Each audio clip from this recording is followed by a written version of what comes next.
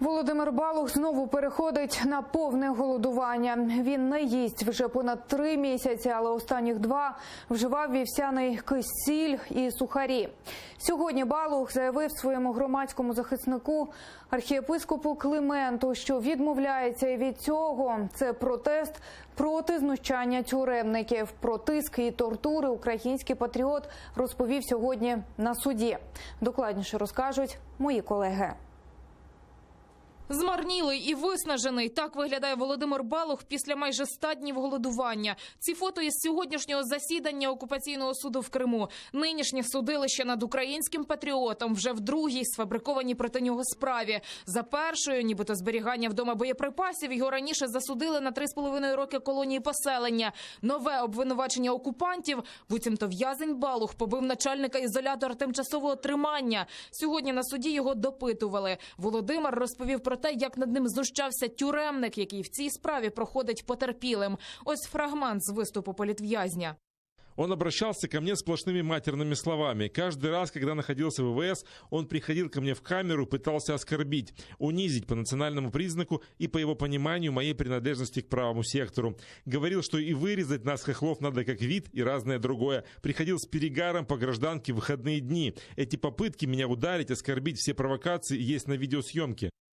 Тиск і знущання над Володимиром Балухом тюремники продовжують і зараз. Адвокат Ольга Дінза каже, знущання систематичні. Тюремники роблять все і для того, щоб захисникам Балуха не вдалося домогтися умовно дочасного звільнення за попереднім вироком окупаційного суду. У него происходят постоянные обыски, обысковые мероприятия, в том числе и в ночное время.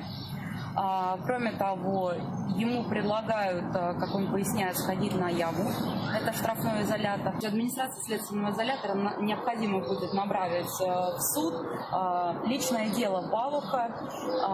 И, соответственно, с марта по сегодняшний день они формируют его характеристику личности, негативную характеристику личности, чтобы у суда был повод отказать в условно-досрочном освобождении. Володимир Балух протестує проти дій окупантів та тюремників вже понад 3 місяці. Після першого місяця голодування він перейшов на вживання вівсяного киселю та сухарів. Сьогодні ж офіційно відмовився навіть від цієї їжі. Причина – нова форма тиску тюремників. Зранку, каже громадський захисник Балуха, архієпископ Кримський Климент, Володимиру в ізоляторі тимчасового тримання повідомили. Адміністрація в'язниці вирішила, що він вже не голодує, тож його після сьогоднішнього суду переводять з одиночної камери в загальну. Физически Володя выснаженный. Володя находится на грани нервного срыва, постоянными обысками, постоянным вмешательством в его жизнь со стороны администрации СИЗО. Он просто физически и психически выснажен.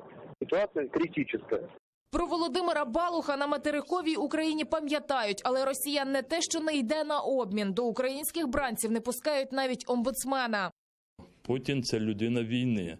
Він може щось і зробить під великим тиском, але лише тоді, коли він побачить якісь більше для себе надбання в цій ситуації. Він торгується людьми, він буде ними торгувати. Це було і з нашими співвітчизниками.